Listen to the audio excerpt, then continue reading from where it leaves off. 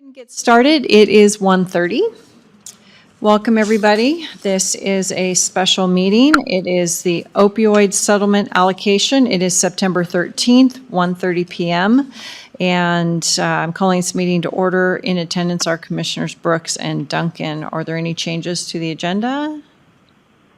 Hearing none, we'll go ahead with our one business item, and that is the Kootenai County utilization of opioid settlement funds and voluntary reallocation of opioid settlement funds. And I believe Jody Beesy's on the line, and she'll start us off.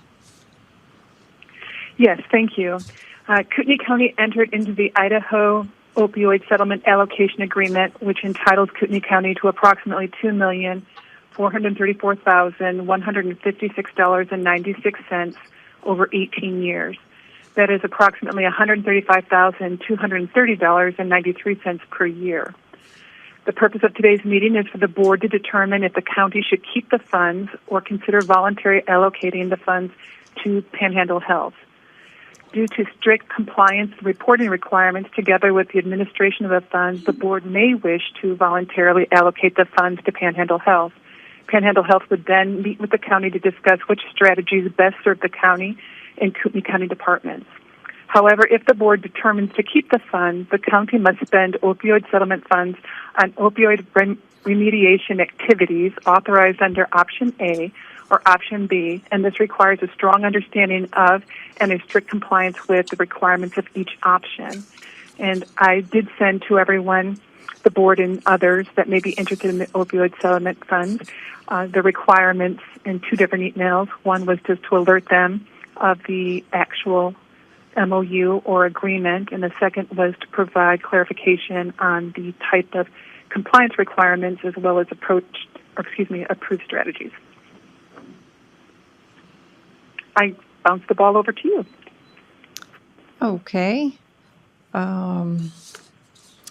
Yeah, I think at this point we've identified several departments and the jail medical in particular that can benefit from these funds. And so I would be inclined to not allocate them to Panhandle Health and to keep them local in-house. And I know that Nancy Pluff's been our contact so far through the whole process. So I'd be comfortable still having her head it up and work with RMO on the making sure the compliance part and the reporting part is up to the standard that needs to be. What are your thoughts, Bill? Well, is it an all or nothing type of a situation? I mean, if you take something, yes. Can you give none to the Panhandle Health? Jody, did you hear the question? It would be, I believe he asked if it would be all or nothing, and the answer is yes, it would be. The voluntary allocation would be in the entire amount of money over the 18 years would then be managed by Panhandle Health, or the other option is the one that the board determines to keep the funds. And I just want to add that the compliance requirements are not specific to an activity, but it's around a program. So if you choose to keep the funds, you're submitting and agreeing to the program strategies that were outlined and not just let's say, for example, Narcan reimbursement, or let's say you thought it would be specific to the jail. It actually needs to be part of a program that would be county-wide, and obviously the county would benefit. Sure. I just wanted to make that distinction, however you choose to do that, yeah. Okay. You need to come to the microphone.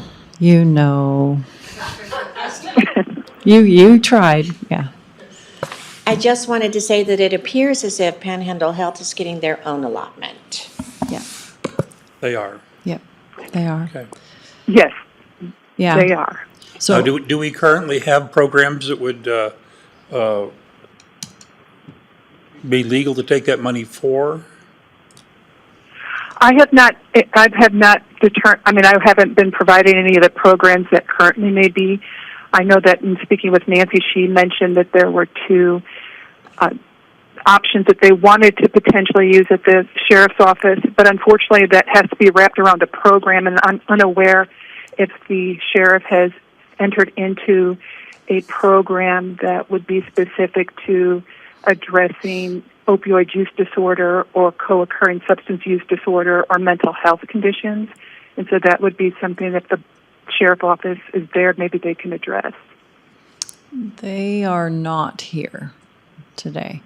But I think that we could work together with the different departments who could benefit from this and have one umbrella program and have the program have, you know, a few different components to it at this point.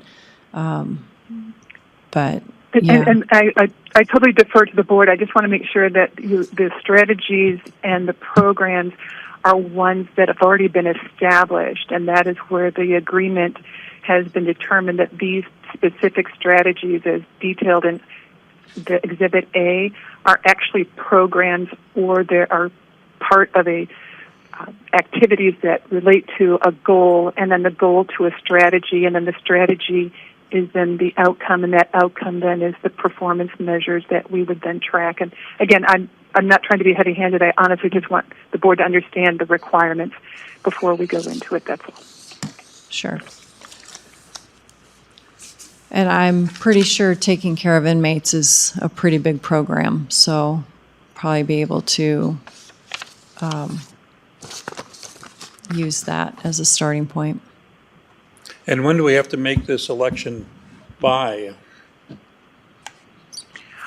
Well, today in the business meeting, it's on the agenda. So if you felt that you had enough information to make that determination, then at 2 o'clock today, the board would consider either accepting the funds and utilizing them per the requirements or potentially the voluntary allocation.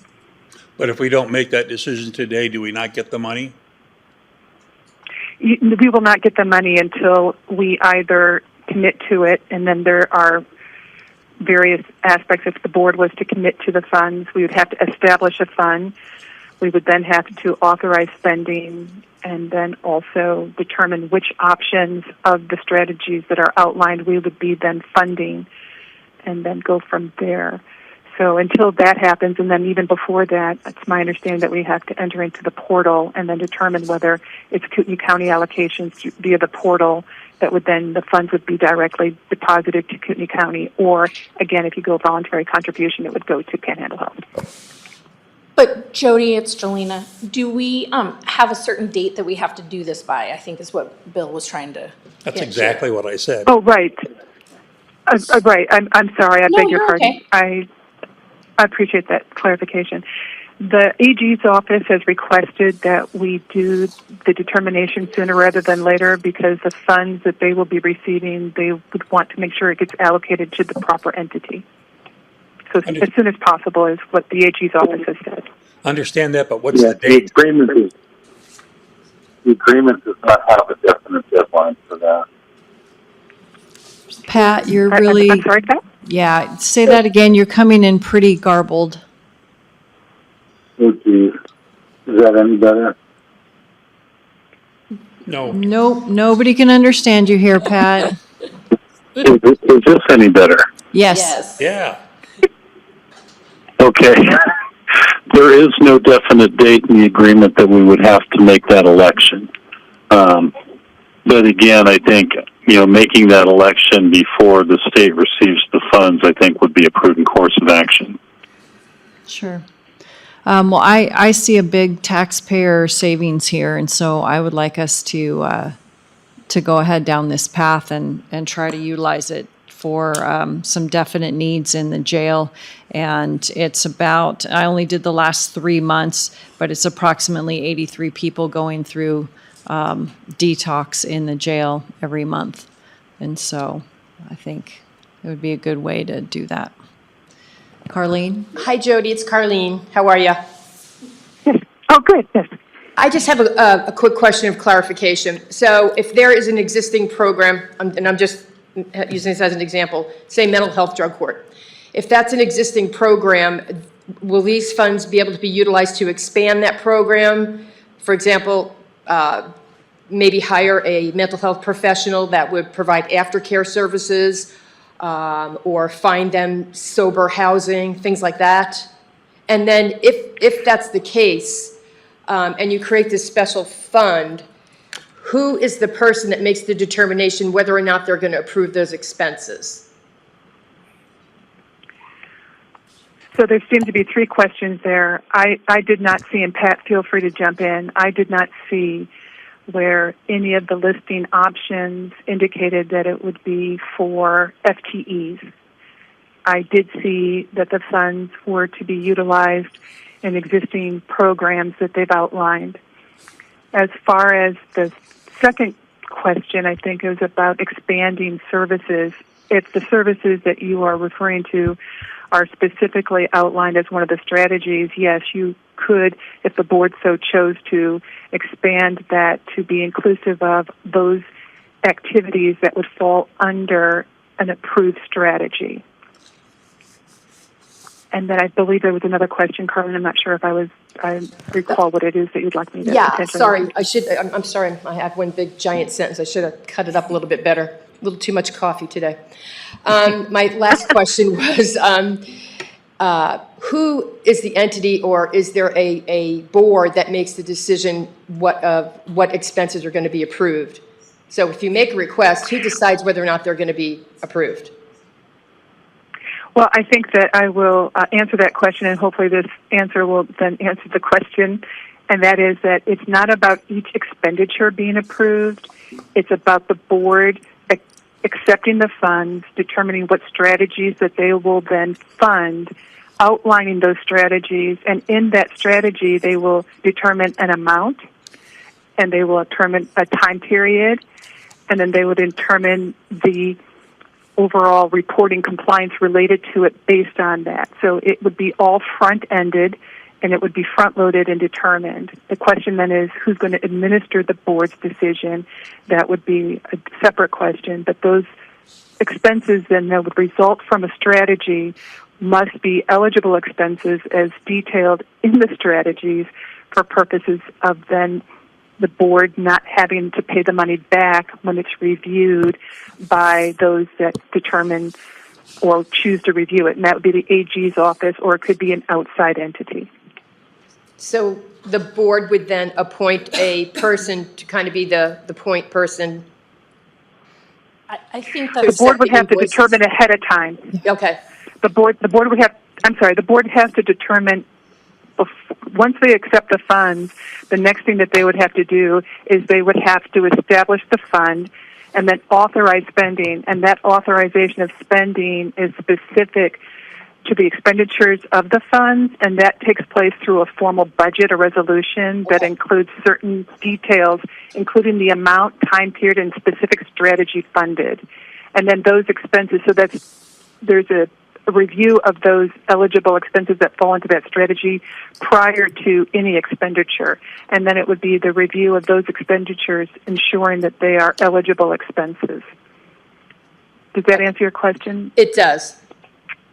So the Commissioners and Carlene, and Jody, can I just interject real quick on D3 of Exhibit A specifically says support treatment and recovery courts that provide evidence-based options for persons with OUD and any co-occurring substance abuse disorder or mental health conditions. So I think, that squarely fits within our existing mental health drug court program. And really, I think, all the strategies that are listed in Exhibit A would support quite a holistic program throughout, our various, criminal justice entities that we have in the county to combat opioid use disorder.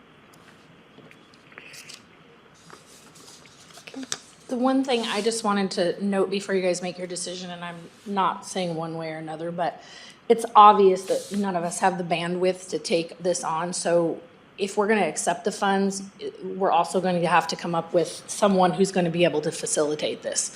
So you obviously just need to be aware of that it's probably going to take an additional person on staff to be able to do all of this, because it's a lot of ticking and tying, as Jody would say, and there's a lot of compliance aspects. That's all I'm saying. Sure. And at this point, Nancy Pluff has volunteered to step up and do that. And then as we get, tighter down the line, if that changes, then we'll meet together again and figure that out. So, All right. Anything else, Jody? No, that's it. So obviously a decision is not necessary in this, but the board then would make that decision in the business meeting. Sure. Okay. Anybody else? Anything further to add? I just, as the person who's going to write the minutes, can I just get a straight yes or no on, does the program have to be pre-existing, or can the county start a new program to use this? There is option A, which is specific to the strategies that are outlined in Exhibit A. And then there's an option that the board, should they choose, they could undertake a collaborative strategic planning process Jody, and then choose a strategy. Yeah, I'm not understanding a word you're saying. Is there a simple answer to that question? No, there's not. How about if I send you an email? Okay, that's fine. Okay. There you go. Yeah, just to sum it up, it is broad enough to allow for use in either new or existing programs or combination of the two.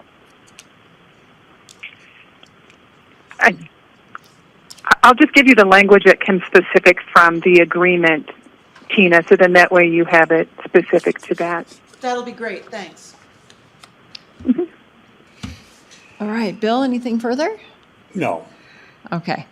So public comment? All right. Hearing none. 1:47, and this meeting's adjourned. Thank you all.